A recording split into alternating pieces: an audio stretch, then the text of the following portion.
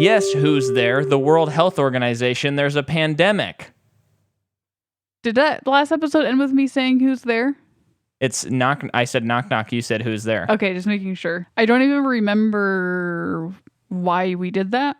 Well, it was to illustrate a point, and the point is we told half of a joke, and then we just concluded it, just as the Mockingjay tells half of a story, and then it just concludes it. We didn't drag it out.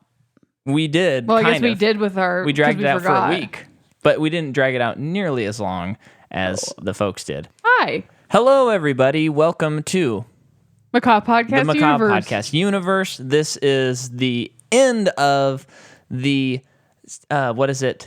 May the series be ever in your favor, Hunger Games. And this is a podcast where we take on film franchises. We go through them 1 week at a time, one movie at a time, and we analyze the overarching story. And we exist to prove people wrong when they say that sequels are never better than the originals.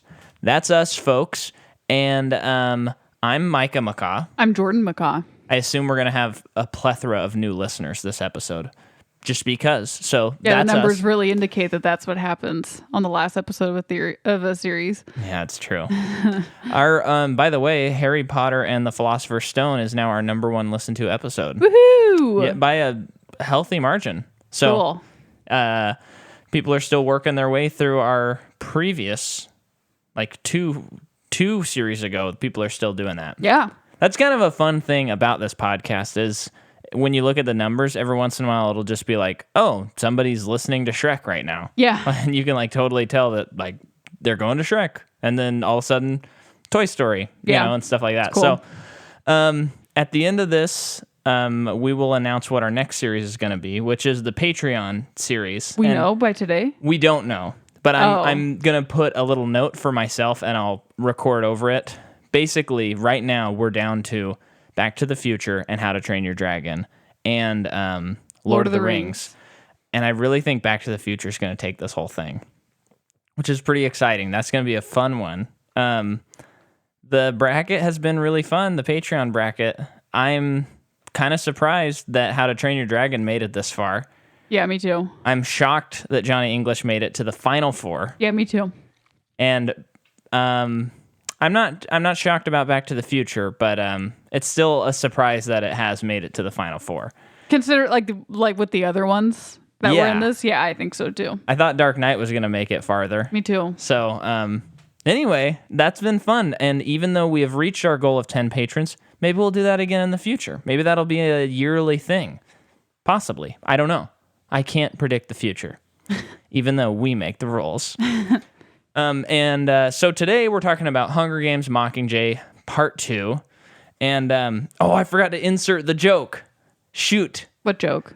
At the beginning, I was going to finish the knock-knock joke that we ended our last episode with. So if you're hearing this now, folks, this is going to be out of order because I'm going to answer the joke right now, and I'm going to edit it and put it at the beginning of the episode, but keep the inside baseball here. This will be interesting if this will even be intelligible to listen to. Yeah, good luck editing it.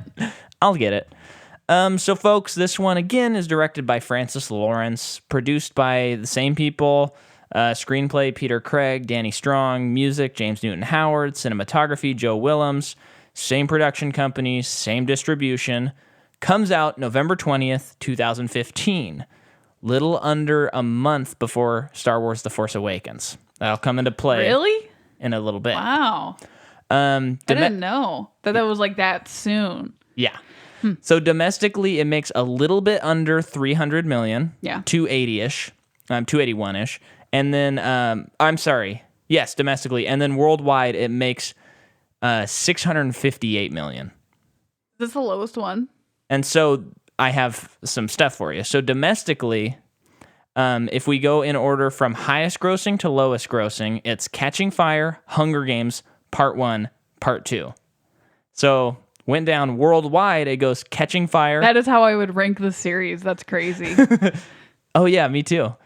Well, maybe. It's hard to guess. Yeah.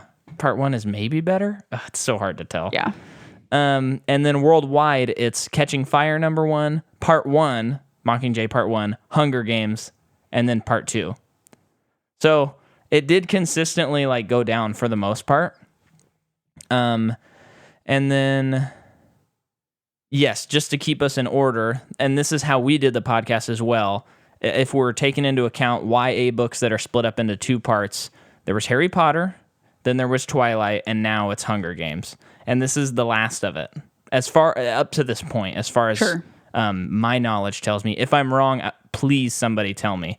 I know The Hobbit. The Hobbit, yes, which is something we have to cover at some point. Yeah, but that's kind of a different animal. This is like it is split into 3 parts. Yeah. So they did not use any CGI for Philip Seymour Hoffman, just 2 rewritten scenes. Mm-hmm. One was the letter that he reads. He was supposed to be in that scene. Yeah. And if you don't remember, folks, Philip Seymour Hoffman died during the production of this movie. Mm-hmm. And then in 2017, John Feldheimer said that he's interested in doing spin-offs of these movies. Okay. Well, there's a prequel coming out, so... Well, yes, and that's just in June 17th, 2019, Joe Drake announces that they are working with Suzanne Collins to adapt the forthcoming Ballad of Songbirds and Snakes, a prequel about a failed rebellion 74 years earlier.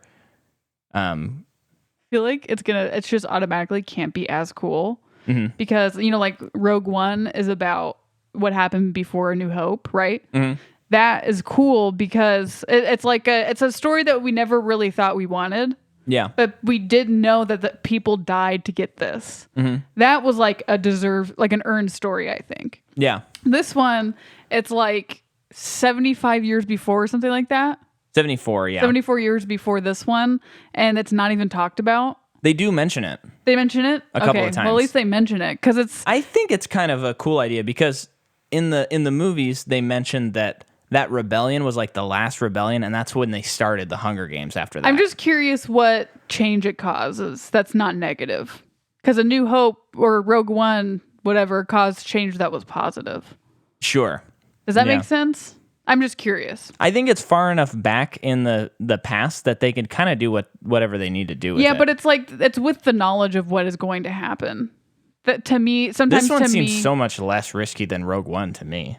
Well, no, it's just when I hear that it's like a prequel that far back, I don't know. It's just kind of like, I think I would just rather watch The Hunger Games, though. Oh, yeah. Because like Fantastic, I guess I'm just conditioned to believe that they're trying to make it as epic as Hunger Games because of Fantastic Beasts and The Hobbit. That they're going to try to make it this intense, crazy of a thing that happened. Theoretically, this would make sense, though. Yeah, for that to happen because it's what changes the government. Yeah, I guess. That's my argument. I just have against you. no hopes at all for it. No, I don't. I mean, I don't either. Like story wise, I don't really have any hope for it. Yeah, I think the story like the story of the Mockingjay would probably be cool. I don't know that they'll pull it off in a movie. Yeah. And if you're listening to this episode, folks, the book came out like last week. May 19th is when the book just came out. So I'm sure the book's great. Yeah. So watching these last 2 movies, it's like, dang, I bet the book's really good. Yeah. I just dropped my phone. And then my last note is a very funny note. There is a movie poster for this movie promoting the movie that it would come out in 100 days. And in the word 100, in the letter 100, they put a smaller subtext of the word until. So it's like 100 until Hunger Games Mockingjay catching fire. But the U cuts out some of the O. So the O kind of looks like a C, and then it says until. And it says the C word. And if you look at the poster, just look up Hunger Games C word. It's so obvious. It's like crazy that someone missed that. And they released that? Yeah, it was out, and then they had to like remove it, but it totally says C until. That's so bad. Isn't that kind of funny, though? Yeah. Ooh. Yeah. This is like a young adult thing, too. And it's about the protagonist is a girl. I know. It's like the worst recipe. So, that's all my production notes. I don't think I have anything. Yeah. Did we get any new cast members? Yeah, but they're like people, when she goes to the Capitol, like this new band of people. We watched it last night, but the new band of people that she goes into the Capitol. It's like Mahershala Ali's leading these new people. Oh yeah, those are on the last. Oh, yeah. There's a couple, but I could look up that one lady, but nah, it's fine. Yeah. So this movie starts, and it picks up, I don't know, seconds after the last movie, when she's got a bruised neck after PETA has strangled her. Right away, the beginning kind of sucks because I didn't even remember that happened. Oh, I thought it was good. I don't know. It's just like they don't really. I don't know. My problem with this movie is it just expects you to remember everything from the previous movie. Yeah. And I know that it's a series, but I mean, like I watch Endgame, and it's not like, oh, you could forget some stuff from Infinity War and still follow the movie. This is kind of like unintelligible on its own. Like you can watch Endgame and you can understand it. You can't watch this and understand it just by itself.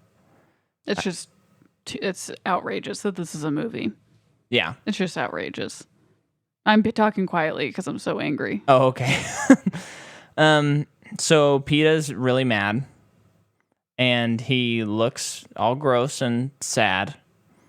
And then we kind of find out that like there's this hint throughout the whole movie, which they kind of try to make the thrust of this movie, which is the District 13 in its if it's in a place of power is just as not District 13, Julianne Moore's character.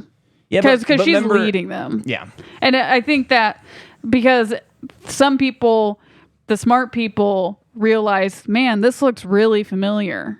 Why does everything kind of seem we actually haven't off? even said what it is. You just understood what I was saying. Yeah, well, Julianne Moore. It's just that her leadership is looking a lot like Donald Sutherland's. Yeah, like dictatorship.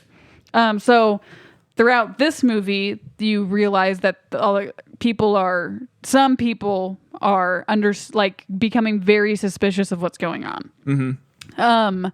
I have no idea why this is a movie. Because it is one of the slowest movies I've ever seen. And it's because they have already told most of the story in the last movie. So what sucks is the story is so interesting. Yeah. And the whole time watching it, I'm like, dang, I bet this scene is so good in the book. Just like so many times. And so, okay, so PETA has been drugged and he has been conditioned to hate Katniss, therefore pretty much hate anything that she stands for, which is freedom in a way. But he's coming back to a little bit of normalcy. I don't know. Gale's still in it, I guess. And he was who I was gonna say is like he doesn't mind playing dirty, and yes. Katniss is like, huh? That's kind of like the first hint of, oh, maybe this isn't what I thought it was. This isn't like the new Free Republic. Yeah, because it's an interesting question that's posed. Like where he's coming from, it's not like he's malicious. He's looking at it very pragmatically of like his outlook is, if these people are choosing to fight for the enemy, then they are risking their lives to get killed for it. Like that means that they're willing to die for it. Yeah. And it's like, yeah, I mean, that's kind of what war is. And he basically is depersonalizing it. Uh-huh. He's not looking at it as killing individuals when that's all she can think of. Yeah. She pretty much said those exact words of like, I more than anyone should understand that you're killing individuals. Well, and there is kind of a parallel between if you look at like Vietnam or Afghanistan, where there's like all this bombing, and then it's like, hey, civilians are in there, and it's like, yeah, but there were terrorists in there, or there's there's bad guys in there as well. And she's bringing up the point like, yeah, but that doesn't make us that puts us at the same level. Like we're killing innocents. That's never okay. And he's saying like they're expendable though in those situations. Yeah.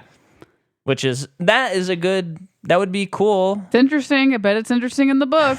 So that's at District 2, and then she gets shot, but she has a wearing bulletproof outfit, so she's fine. A pointless development in the story. No, because you said, you were like, oh, I think that was planned. Like that was planted. It wasn't. She was actually shot.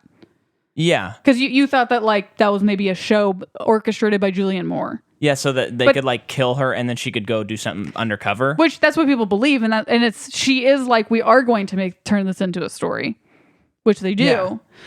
Okay. Which that whole development I'm confused about though, because they're like, okay, so she is not dead, but then when she goes and sees people, they're not like, oh, you're not dead. They're just like, oh, what's up, Mockingjay? I think, yeah, I know. And I think Julianne Moore is like, people need to like see, people are going to see her walking around. And so she said that she's mythical. Yeah, whatever. So that happens. And then, after that, she's like, I need to kill Snow. I mean, she meets up with that one girl who was also taken by the Capitol. I can never remember her name. The girl from Donnie Darko. Oh, yeah. But, she gets to a point where she tells her, like, Katniss is like, I have to kill Snow. And then she said, like, you better go do it then and I'll help you get out of here. I am skipping over so much stuff. But the thing is, you're not. No, I know. Finnick gets married, I guess. Cool. I'm sure, like, that is something you totally could have cut from the movie. Because the only thing it accomplishes is we feel a little bit more bad that he died.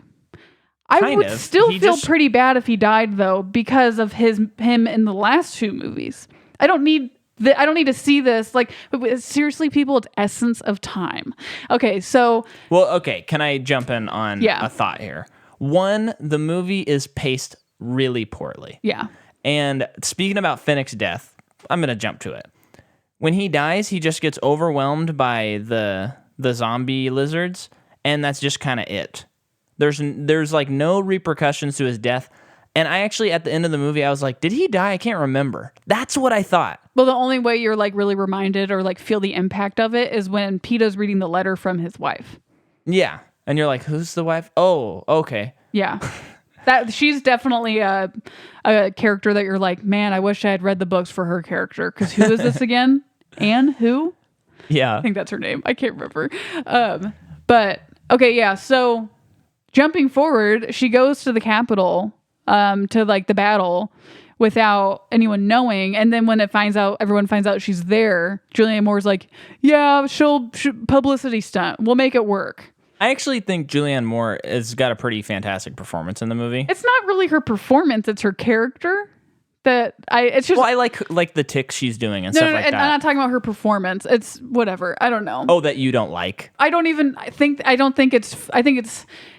that I'm annoyed by her character. It's not because of her actual character, because I'm sure in the book it's really good. Yeah. But in the movie, it's just what? Okay. Because you do start to be suspicious of her because she's acting suspiciously. Yeah.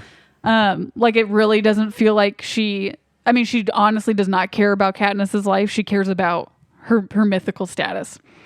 Okay, so she goes to the Capitol. Gale finds her. Oh, hi, Gale. You're still here. And she is now with a band of people who are like the publicity people who everyone wants to see them for propaganda purposes. Yeah. So they're wandering the Capitol to get really good footage for propaganda pieces. Do you want to talk about all of the like landmines? Yes, but... and Peeta's there. Yeah, because they need him for the propaganda in case she dies.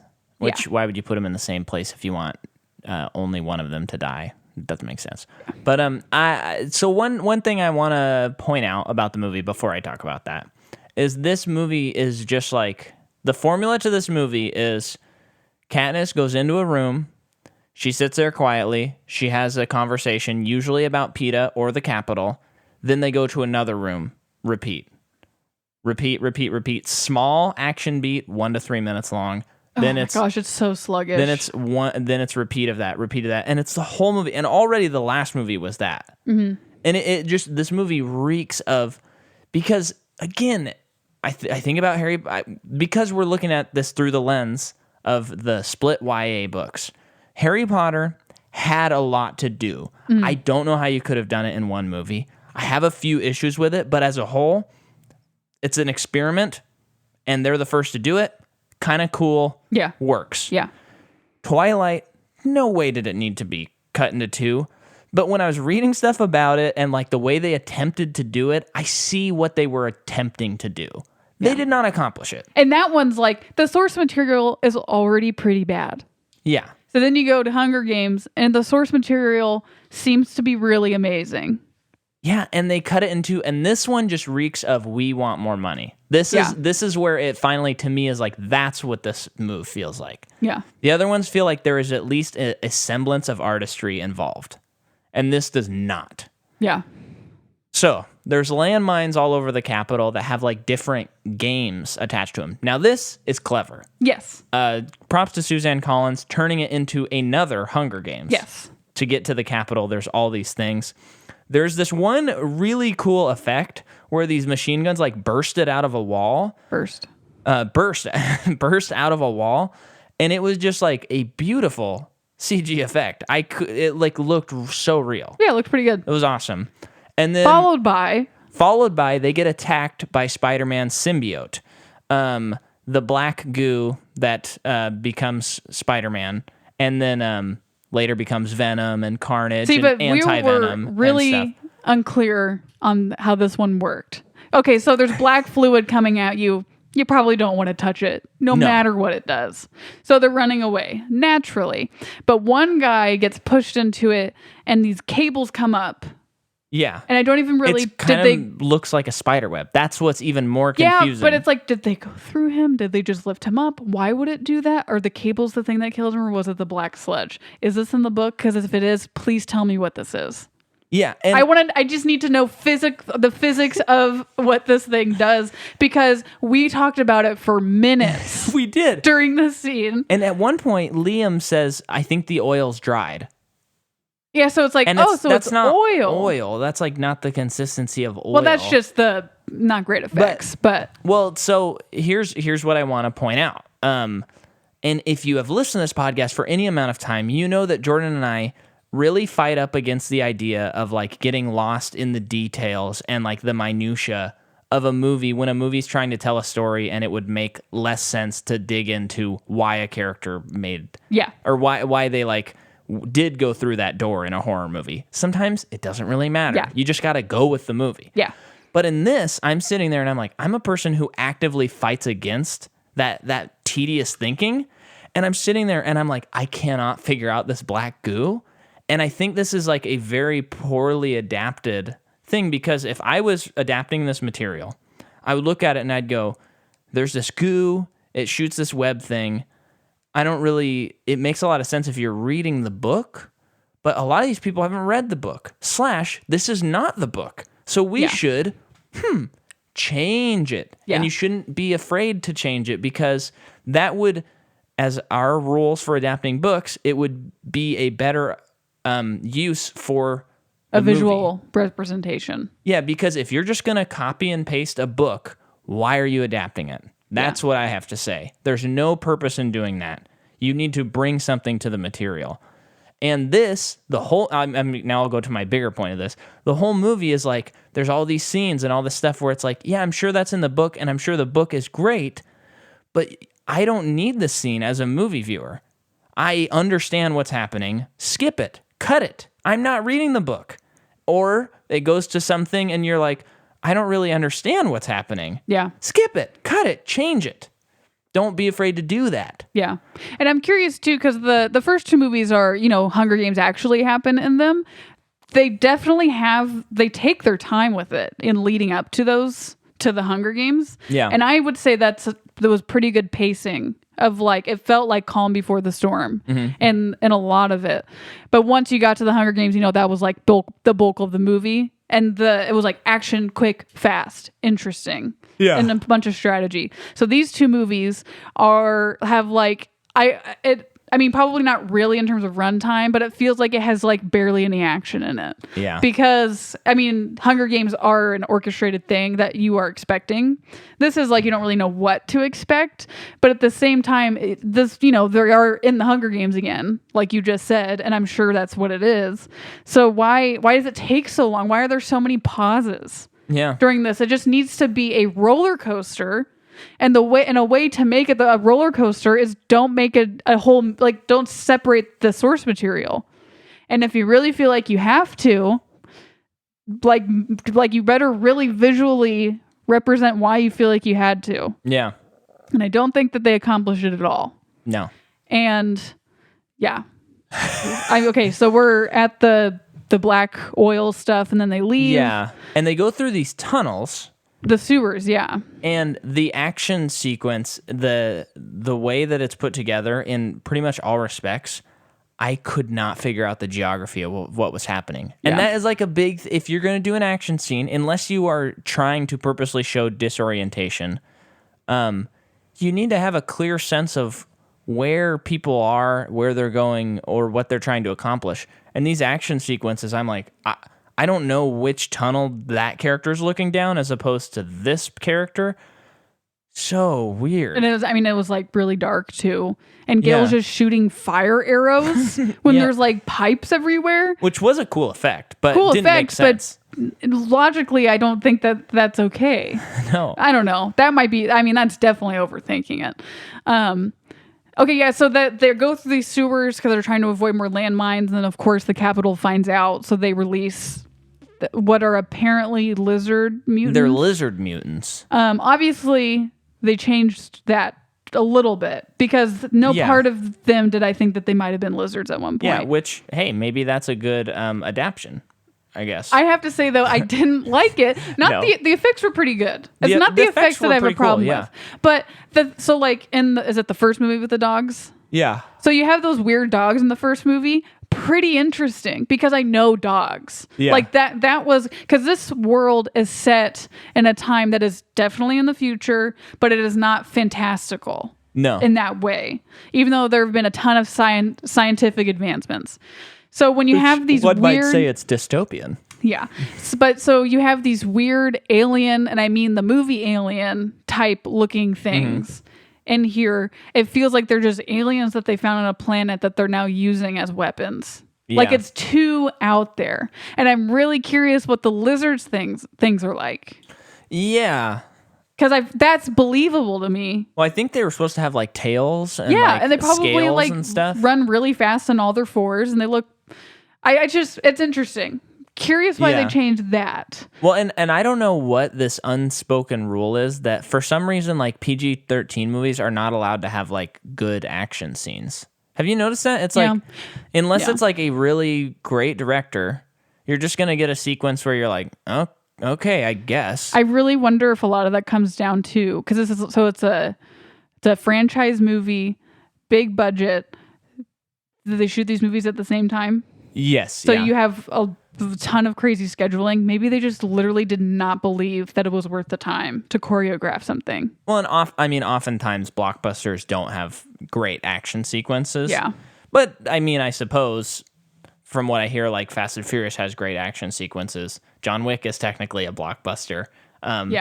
Marvel's getting there. They're starting to do some better action sequences. They're not like the best. I hope that when Shang-Chi comes out, they really dig into some martial arts and make it incredible. But they're kind of getting there. But they have a lot of other stuff that's going for them, which if you want to know about that, go back and listen to all of our episodes on the Marvel Cinematic Universe. So now let's talk about Catgirl. Okay, well, so they make it through the sewers, and then one of the girls is like, I know someone who might be able to help us. And they go to this place, and there's a tiger person that helps them. And I am actually glad that Lauren had told us that there are tiger people, because I think that if I didn't know about that, I would have lost my mind having seen this person. Yeah. But she explained in the books, they have reached scientific advancement. I'm saying that in such a dumb person way, that like people confuse with animals. So it's a type of genetically modifying something. Cool. I think that's cool. So when I saw it, I was like, okay, I like know what this is. And I know that there's like an explanation. I put that in quotes, like a sci-fi explanation for it. That doesn't seem to be too bogged down in the details. That being said, really weird. See, and I think it's really distracting as a non-book reader. And I know, oh my gosh, absolutely. I would have not included this in a movie. No. Well, and I know that we've been sitting through the movies and we know that they've genetically modified hornets and dogs and I think those monkeys, lizards. Yeah, and Well, those monkeys look normal to me, but I guess maybe they might have been. Well, I just saw it when I was trying to look up those lizards yesterday. Yeah. As why listed as they be? mutated. But so you're like, okay, I could assume humans, and but I just feel like it's an easy, like, you have so many useless scenes in this movie. Why not a scene where they walk through a lab that has like human parts and animal parts, and she's like, they've been testing on humans, and she breaks down. That's an easy fix. And then you see this creature in that lab or something, and you're like, oh my gosh. Yeah. But there's no lead up to it. You just see this person. Yeah, kind of like a behind the scenes on how the games are done. Yeah. Because we do see that a tiny bit when the games are going on with Philip Seymour Hoffman and Wes Bentley. Like, because they actually create the games. But yeah, that would be interesting. Well, you do, in the last movie, they do go into a lab-looking area to save PETA and the other people. Yeah. We didn't see anything there. No. It just was white. That symbolizes to us a lab. Yeah. Well, and I think that the books apparently are all first person. Yeah. And there's just all told from Katniss's perspective. And maybe, I mean, sometimes I think adaptions could be as simple as being like, okay, this is told from this perspective. Let's zoom out and do like third perspective. Let's or really dig into this other character and get into the mind of something that's not as expanded on. I just don't think people feel comfortable enough taking that risk. I don't think so because fans either. are ruthless people. And yes, that is part of the problem. Don't be the fan that gets mad when there's a small change. Now, we will combat some stuff in The Hobbit. Oh, well, yeah, there's a balance. There's always a balance. But we talked about this last night. We were like, it's such a relief that the original 3 Lord of the Rings movies came out before. This is what you said. Came out before all these split adaptions, because they forced themselves to like cut stuff, add stuff, and just make a great adaptation and make it one movie. The Fellowship of the Ring, The Two Towers, The Return of the King. That they were 3 hours long. Yes, that was a blessing because the story's so good. And they weren't afraid to do something which I would consider a huge change, which is adding the fight in Osgiliath, where Frodo almost gives the ring to the Knight Rider at the end of the Two Towers. Yeah. Not in the books. Or if it is, it's not like that. Oh, I haven't read the books in so long. Yeah. And so wait, did they just add that, period? I believe so. Mike, let us know. Mike or Rebecca, let us know. I can't remember for sure.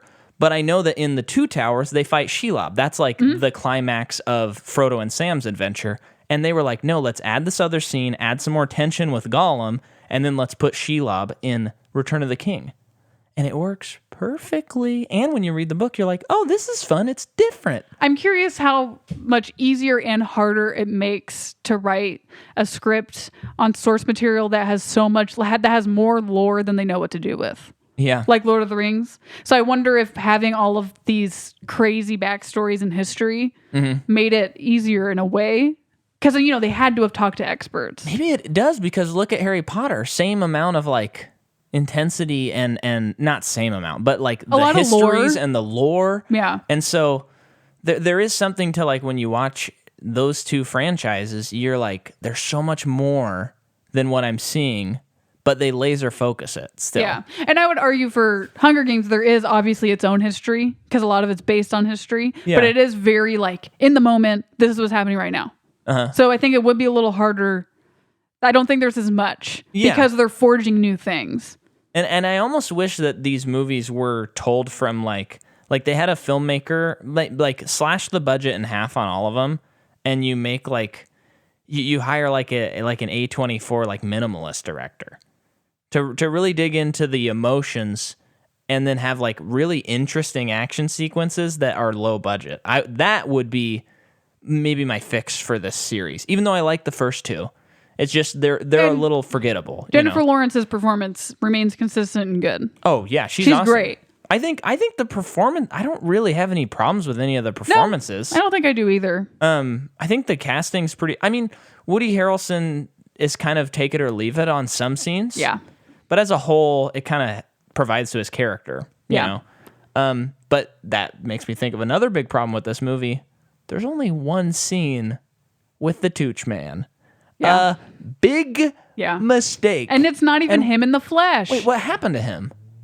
We don't even know what happens to him. Oh, he probably escaped to Argentina where you can't be extradited.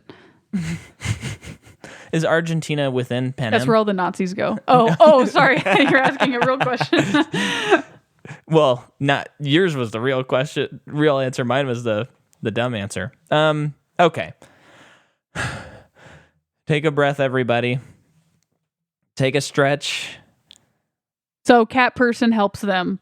And then Katniss and Gale are going to go to, because they're close to the Capitol. They're like in hooded cloaks, go to the Capitol. They're going to storm it. And everyone who lives in the Capitol is going there because President Snow has told them that they will be basically given asylum if they go there, because the city's like destroyed in this war. So they're going. It is a pretty nail biting scene because there are like stormtroopers, peacekeepers checking everyone. Checking their faces. So it's very quick. They're trying to figure out like what is an audible, but there's peacekeepers everywhere and they're like, oh my gosh, I don't think this is going to work. Mm-hmm. And then a bomb goes off. Yeah. And so this whole thing that's about to happen, all of these bombs, so many people die. Yeah. What do you think about this stuff? So, before you answer that, though, so, this bomb goes off, Gale gets taken away by peacekeepers. And then she's like, okay, I guess I just have to go alone. Oh, well, her and Gale get a little bit farther. Whatever. So then she is really close to the gates and she sees her sister. And her sister's a medic helping people. And then more like a rain of bombs fall from the sky. Yeah. And she literally becomes the girl on fire. And then we both thought it was a dream sequence. Yeah, I mean, she looked really dead too, and I don't know what the story is. So I was like, maybe she did die. I don't know. Yeah. So all of this was so quick and so jarring, and everything was leading up to this point, and this happened. Yeah. So I'm going to tell you about something that I kind of miss in movies that someone like Tarantino or like John Wick does really well. And I know that this is not the type of story, but I kind of just when she's going to kill President Snow the whole movie, in my mind, I'm like, this would be so awesome if she has a showdown with Snow and kills him. A la Django Unchained at the end of Django Unchained. But no, it's it has to not be that thing. And at the same time, I don't think it should have done that. But sometimes, a little simplicity in a story can go a long way. I know. And sometimes I just wish, and I think if the movie was one movie, if Mockingjay was one movie, they cut an hour and a half from it, and they maybe even use the same footage, I'd have been like, that was a cool movie. Oh, and absolutely, because once this all happens, and you still have 30 minutes left, at least, and you're like, no, the movie's over. Yeah. Why is there more story to tell? And I would have been like, interesting. But since the whole 2 hours of this movie has felt like the beginning and ending of an act 2 and not like a rise or fall, I've just been sitting there like, oh my gosh. So when it gets there, I just selfishly, even though again the story does not need that, I just wish that she'd have gone to Snow and just smashed his face in. Yeah. And it would have been like, yeah, finally a vindicated moment. Yeah. And again, I just want to stress, I don't actually think the story should have done that. But with the movie I saw, I don't like that it didn't do that. Yeah. With the story itself, very cool, actually. Oh, yeah. It's so a nice interesting. Turn on its head, and it nails home that idea of power corrupts. Yeah, and I'm just upset that those last 30 minutes of the movie were the most interesting parts of the movie. Yeah. And I had to sit there 2 hours to wait for it. And by the time I got there, I was just praying for this movie to end, even though we got to the most interesting part. Yeah. That you shouldn't be feeling that way. This movie felt like this movie and the last movie, the way it felt like it was written by people who were inexperienced writers who are so nervous about ruining a moment that they put it off for so long, and by the time they finally get there, it's like you're so afraid to get to that point because you feel like you're not good enough to write it, or you're afraid that once you write it, it's over because you don't want it to end. And that it feels more like that they're just really trying to make this not end because they know how many people are going to pay to see this movie. And again, we want to reiterate, anyone involved in this movie production, if you'd like to be on the pod, come anytime and we'll take back everything we said. And we also understand... I'm taking back nothing. Well, but we do understand, like, movies are a complicated thing. We do this because we like to talk about movies and we like to analyze them. So we try not to give any offense to the people, but this is what we do. We're critics in a sense. It's really cool for the story. And there's weird things like she goes and she talks to Snow in the next scene. And I was so like shocked by what was going on that I don't even remember what he said. Also, I'm sitting there and I'm like, so we spent, all this time just talking about the Capitol, doing all this stuff, breaking down every little thing. And I'm sitting there and I'm like, they don't really explain what Snow's doing in his garden or like how he survived the attack or any. They just kind of like gloss over that. And I'm like, wait, that's the kind of stuff you need to spend time on. Oh, yeah, because based on what we just watched, she wants to kill him so bad. What is stopping her from doing that? Tarantino come in, he starts doing a monologue and she just kills him without even waiting to hear. Because that would be more interesting because he's been established as someone who gives monologues, typical bad guy stuff. Yeah. And her flipping it on its head of just killing him. Yeah. Which is something that it has been proven to us by her character that she cares about nothing else but killing him at this point. And the time that she's finally facing him, all she says is, "I don't believe you," and walks out. Obviously, she does get the chance. And maybe that's it's like she knows she's going to get her chance. I'm like, dude, if that was me, I would have not cared about anyone else and just killed him. Yeah. At that point, because I would be so angry because he just caused all of these things, whether it was directly or indirectly. Okay. Now, so then it gets to the scene of all of the champions with Julianne Moore. And this scene actually made me mad in a good way in terms of storytelling because of her proposal of, I think symbolically we should have one more Hunger Games. And it's like, I'm sure reading the book, you just were so angry by hearing that come out of her mouth. And I've just said, as we're watching the scene, like, I bet this scene's really good in the book. You did say that. I just couldn't. I found it a little confusing, like because it was so on the nose of like the point they were trying to make. Oh yeah, and that I was kind of like, okay, obviously no one in this room votes for that. And then when they do, it's like, that literally does not make sense to me, given the 3 movies I've just watched. So I bet in the story it's pretty cool, and you have the backstory. Well, it's like the Donnie Darko girl's like, oh, I would love to see District 1 people kill each other. Yeah. That's why she was a yes. And it's like, man, I wish we could kind of dive into that character a little bit more. We know that she's ruthless. Yeah. So it's not like that's an insane thing to come out of her mouth, but it did make me feel like, man, I want to like know her thought process a little bit more on that. And then, then it's the end scene and it's this build up. And right away, you're like, oh, she's going to shoot Julianne Moore. It's not the end scene, Micah. Oh, you want to talk about the prison scene, huh? That's not even the end scene. What? She goes back home. That's before that stuff? No, I that's thought that was after. No, you're saying the end scene. This movie's far from over. Oh, no. Well, but she's walking down the hallway, the big open corridor hallway, and she's like, okay, I'm going to kill Snow as execution. And then she kills Julianne Moore. Yeah. And then the people rush Snow and tear him to pieces. Yeah. I don't know.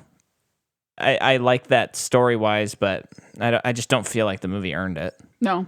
And then she goes home, right? Yeah, so at some point, Gail comes in. Philip. Oh, well, yeah, so Gail comes in and she's like, did you know about those bombs that like killed all those people? And all he said was, I don't know. And then she said, bye, Gail. And then I think he's like, the only thing I know that I needed to do was protect your family, and I couldn't even do that. Okay. Peace. And then she goes home. She screams at her cat. That's before she kills Julianne Moore. Yeah. But so Philip Seymour Hoffman's character off screen, but like he lets her go back home until this is all sorted out and she can come back and not be killed for what she did. So yeah, so she goes home. She screams at her cat. Her sister's cat. That's why she's sobbing. Yeah. I mean, yeah. It's just kind of like, I just wanted the movie to end by now. Oh, yeah. And then PETA's there, and you're like, okay, that's it. And then it cuts to them sitting in a doorstep in the rain, and it sits there for 30 seconds. And then he's reading a letter. Again, to a letter. And then it cuts another time, and you're like, oh my gosh. Oh, to the bedroom? To the bedroom. And then it cuts to them outside in like field of prairies, and they have a daughter. They have 2 kids. 2 kids, a daughter and I think a son. And then the movie ends, and I was like, "Oh my god!" And we were like, "No! This is what should have happened." She goes home, and she maybe the next morning wakes up and sees PETA walking back into town, and her cutting back to her. Maybe she's not smiling because of all she's gone through, but a look of hope. Yeah. Cut to black. Or then do the field thing. But don't add, do that. I don't need to see them. I don't need to see it I don't either. need to see them move on to know that they did. I trust, based on how these characters are done, they've moved on. I also don't really care to see this female. This is such a Jordan thing. This is not wrong that they did this or that the book did this. But like, she's such a strong female character that we so often don't have. I don't need to see her be a mom. Yeah. Does that make sense? Yeah. I know that sounds weird. No, being a mom and being married, there's nothing bad about that. I mean, but it's also like, it does not make her less strong being a mom, but I don't need to see it. Yeah, it was not led up to in this movie. No. The only indication... She never was like, I can't wait to settle down. No. And the only thing that having a family shows is that she's moved on. That's the only thing that it shows. And so I'm it not just saying is it makes her closure weaker. on their relationship, and it's probably the epilogue of the book. Yeah. Again, I'm sure it was really great and tearful in the book. Yeah. Golly gee willikers. The series was a roller coaster of emotions for me. Yeah. I think we covered it. Well, another thing I do want to say, speaking about adaptions, again, I know, and this might make people mad, but I sort of miss back in, like, when you look at like old 80s movies and stuff like that, when some director would just read a book and be like, oh, we could adapt this, and they just kind of make something that's totally different from the book, and then people read the book and they're like, these are so different. I kind of miss that. I challenge someone who's a director to do what Stanley Kubrick always did. He only made a movie based on a book if he believed he can make it better. Yeah. Do that. See if you can. You know what? I've been thinking about that lately, though, and I wonder if that's true. Or if that's just one of those IMDb trivia facts that whether or not it's true, it's still pretty interesting. Yeah. Because I like The Shining equally as the book. But they're so different. And Clockwork Orange is a better movie than a book. Oh, yeah. And then what other movies from books has he done? Well, him and 2001, but that was written in collaboration with. Yeah. I think Lolita. Really good.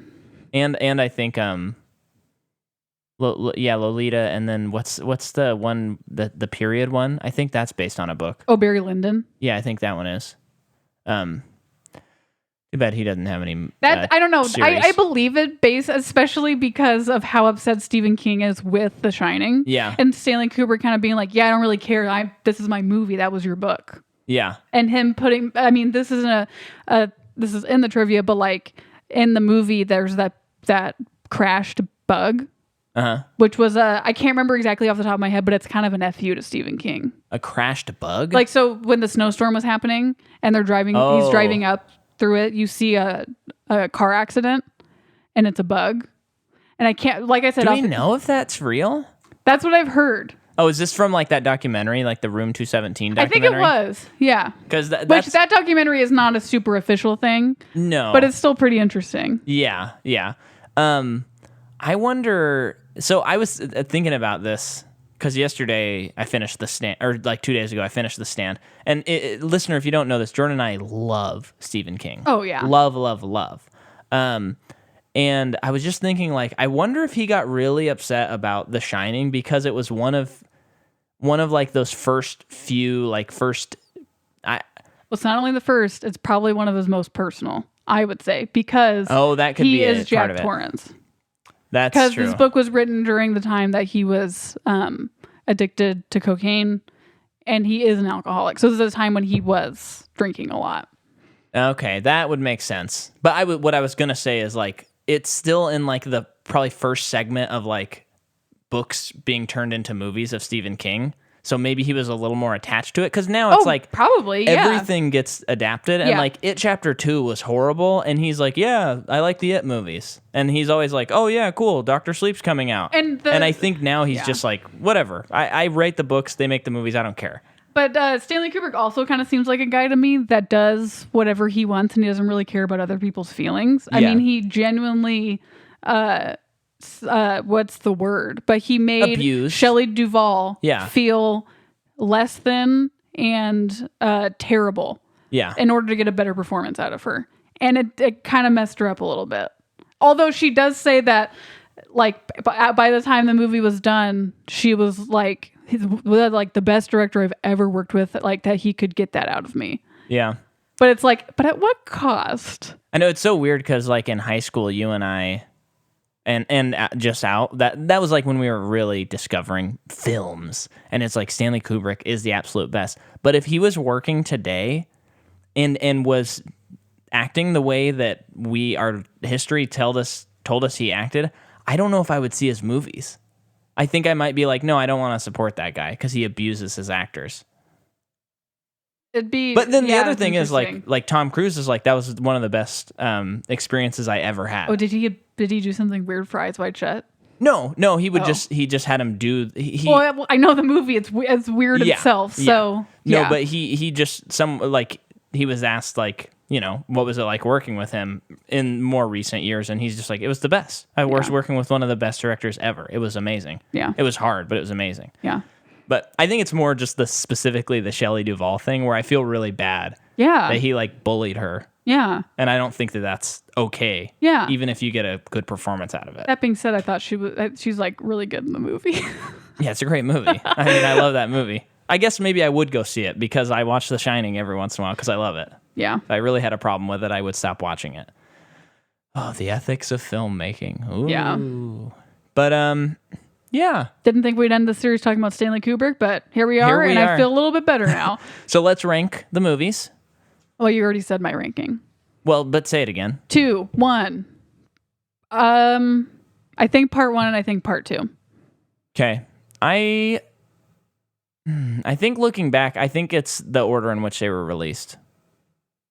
You like 1 better than 2? I think so. Oh. But it's hard to tell. 2 was just undeniably really good to me. Yeah, it was really good, but 2's better. Yeah. 2, 1, 3, 4. So anyway, do we have anything else we need to talk about? No, I'm done talking about this movie forever. Okay, well, so next week we're doing The Lord of the Rings, including the Hobbit movies. And then also in that week, so the first week of every month from here on out, on Wednesdays, we're coming out with our Patreon exclusive episodes. And so next Wednesday, you can download Finding Nemo. And we're going to, on the Patreon feed, we're going to be doing movies that have Only 2 entries. So we're going to keep that on the Patreon feed. Loyal listener, if you're not a patron, go check it out. As little as $3 a month, patreon.com/MicahMcCaw. And you can get those extra episodes, and they're gonna be awesome. So we're doing some Pixar stuff first, which is Dream come true for us. and we all know you guys like Pixar because Toy Story is one of our most listened to series. So join us over there for Finding Nemo next week, and we'll see you later. We will. Bye. Thanks.